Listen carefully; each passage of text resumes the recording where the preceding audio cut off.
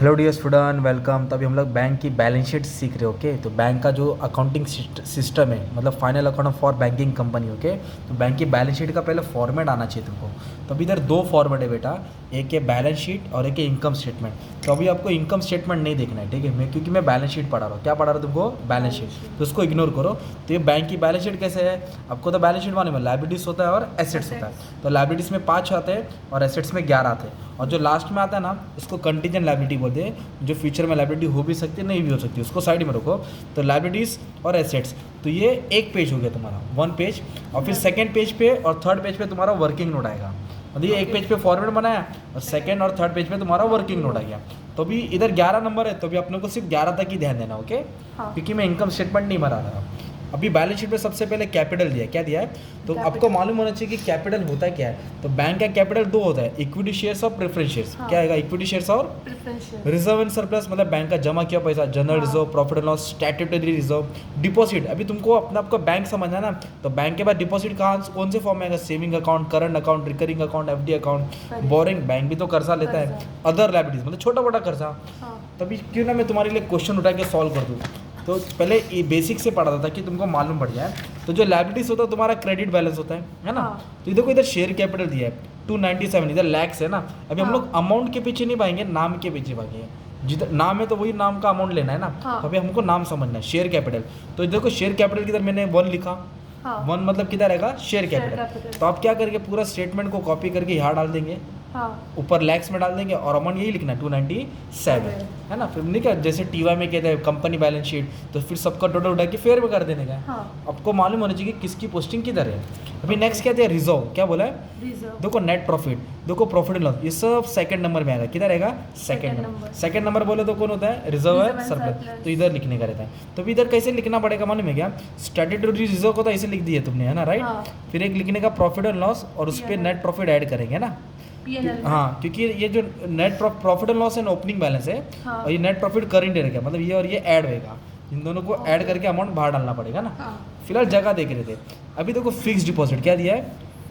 Saving deposit, current deposit, ये सब किधर आएगा? 3 नंबर में आएगा। 3 नंबर बोले तो तुम्हारा क्या होता है? डिपॉजिट। तो डिपॉजिट दिख रहा है इधर, दे लिखेंगे fix deposit, current deposit, saving deposit. इसका जो टोटल आएगा वो 3 शेड्यूल के नंबर में आ जाएगा।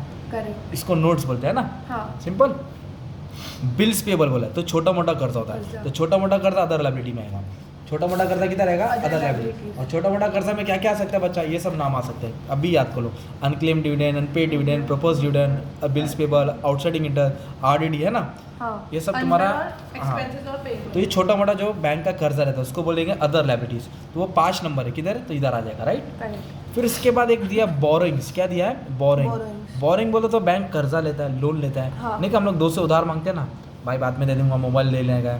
तो बोरिंग्स, तो एक बैंक दूसरे बैंक से लोन लेता है या आरबीआई से लोन लेता है। तो बैंक जो कर्जा लेगा वो 4 नंबर पे आएगा ना, और बैंक से जो कर्जा बना वो 5 नंबर पे आएगा। बोरिंग मतलब बैंक ने कर्जा लिया है, तो वो 4 नंबर पे आएगा। बोरिंग या लोन आया तो 4 नंबर पे आएगा ना यार। तो तुम्हारा ये आधा हो गया balance sheet. Capital, reserve and surplus, deposit, boring और अदर लायबिलिटीज। पेबल आएगा तो other liabilities, bills payable, dividend देना है, प्रोविजन फॉर टैक्स देना है, आरडीडी। और जो कर्जा लिया है वो 4 नंबर पे आएगा। ओके, ये लायबिलिटीज का पार्ट था। अभी वैसे कौन सा पार्ट है? एसेट्स। एसेट्स कहाँ से होता है? 6 नंबर। जैसे बोला कैश बैलेंस विद आरबीआई, मतलब हमने अपना पैसा आरबीआई के पास जमा किया है। हमारा पैसा किसके पास है? कैश, आरबीआई के पास। ओके, फिर cash at bank and money at call, short notice, मतलब हमारा पैसा दूसरे बैंक के पास है, हमारा पैसा दूसरे बैंक के पास है।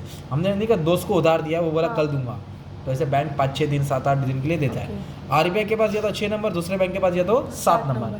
फिर इन्वेस्टमेंट, बैंक इन्वेस्टमेंट भी तो करता है। कहाँ इन्वेस्ट करेगा?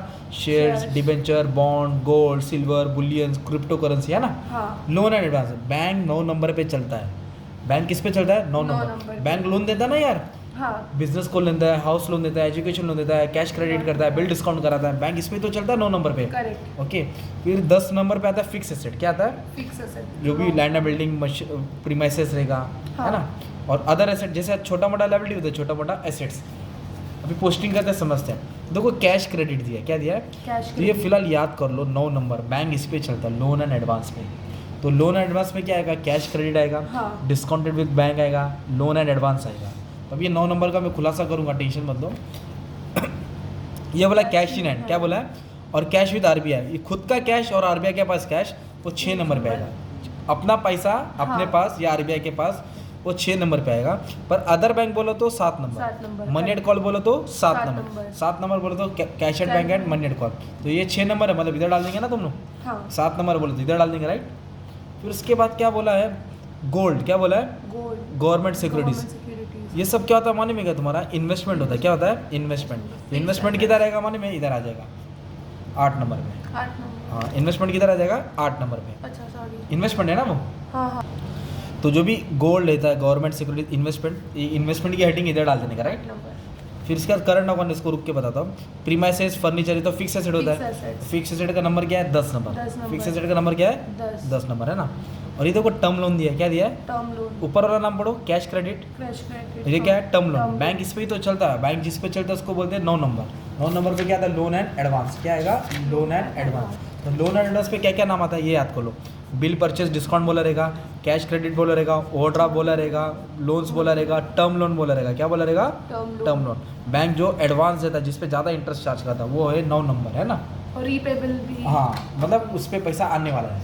अभी एक चीज़ क्या है इधर मालूम है नया दिया है, ये क्या दिया पढ़ो, ये वाले सम में ना, सॉरी सम चेंज हो गया, ये वाले सम पे इधर क्या दिया बच्चा मालूम है, करंट अकाउंट दिया, क्या दिया है, करंट किधर दिया है डेबिट बैलेंस। करंट अकाउंट बोले तो चालू खाता, करंट अकाउंट बोले तो अगर क्रेडिट में दिया रहेगा ना करंट अकाउंट तो डिपॉजिट में आता है ना। हाँ लाइबिलिटी हाँ में। पर ये डेबिट साइड दिया, मतलब एसेट्स में दिया, किधर दिया एसेट्स। Assets। तो तुमको क्या करना पड़ेगा, कैश विद आरबीआई डालना पड़ेगा, क्या डालना पड़ेगा, कैश विद मतलब ये अपना चालू खाता आरबीआई के पास चालू है, क्योंकि बैंक अपना खाता किसके साथ खोलता है, आरबीआई के साथ खोलता आरबीआई है। के साथ। ये ऐसा बैलेंस था। फिर सबकी पोस्टिंग करना है, क्या करना है, पोस्ट। सबका टोटल उठा के यहाँ डाल देने का, हाँ कि तुम्हारा टैली पोस्टिंग बराबर रहेगा तो टैली होगा ना। करेक्ट। और जो 12 नंबर है ना उसको कंटीजेंट लायबिलिटी बोलते हैं। तो कंटीजेंट लायबिलिटी में क्या है ना, ये सब लास्ट के एडजस्टमेंट, जो एडजस्टमेंट रहता है ना, तो कंटीजेंट लायबिलिटी वो होता है जो फ्यूचर में लायबिलिटी हो भी सकती है, नहीं भी हो सकती है। हाँ तो जैसे bill for collection, endorsement, claim against but not acknowledge, मतलब फ्यूचर में आ भी सकता है, नहीं भी हो सकता है। ये 12 नंबर पे आता है, इसको सेपरेटली 12 नंबर पे डालते हैं। कहाँ डालते हैं 12 नंबर पे। पर इधर देखो ऐसा डेप्रिसिएशन भी दिया है, प्रीमाइसेस और फर्नीचर पे क्या दिया है डेप्रिसिएशन। तो आपको मालूम है अपने फिक्स एसेट में लिखा है। फर्नीचर। हाँ तो फिर जो फिक्स एसेट का तुम्हारा शेड्यूल है ना, फिक्स एसेट का प्रीमाइसेस लिखने का, तो इससे से डेप्रिसिएशन माइनस करेंगे। ओके। फिर फर्नीचर लेके उधर से डेप्रिसिएशन क्या करेंगे माइनस। Minus करेंगे। जो टोटल आएगा वो टोटल 10 नंबर पे जाएगा, किधर जाएगा 10। पर इधर अमाउंट कितना दिया मालूम है, 1,10,000 दिया, तो 3 जीरो छुपाना पड़ेगा ना। लैक्स हाँ, बोला lakhs ना, में तो बोला। 5 जीरो छुपाना पड़ेगा, कितना 5 जीरो। तो उन्होंने 5 जीरो बोले तो ऐसा राउंड ऑफ किया। अब अक्खा भी अमाउंट ले सकते हैं, तो सब राउंड ऑफ करना पड़ेगा, है ना। फिर जाके तुम्हारी बैलेंस शीट टैली हो जाएगी। ये तुमको फॉर्मेट याद करने का था, राइट। ये लाइबिलिटीज है और ये एसेट्स है।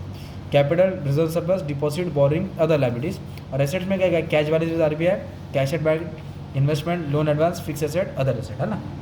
और इधर क्या आएगा, जो एडजस्टमेंट है, फ्यूचर, एंडोर्समेंट, वो सब डालने का था। अभी ऐसे इनकम स्टेटमेंट है, ये नेक्स्ट सेक्शन में हम लोग अपलोड कर देंगे, एक्सप्लेनेशन दे देंगे, इसको अलग खोलेंगे। फिर एक सम कंबाइन भी सॉल्व करेंगे ताकि आइडिया आ जाएगा किस में क्या रहता है, ठीक है। ये कितने मार्क्स का रहेगा? ये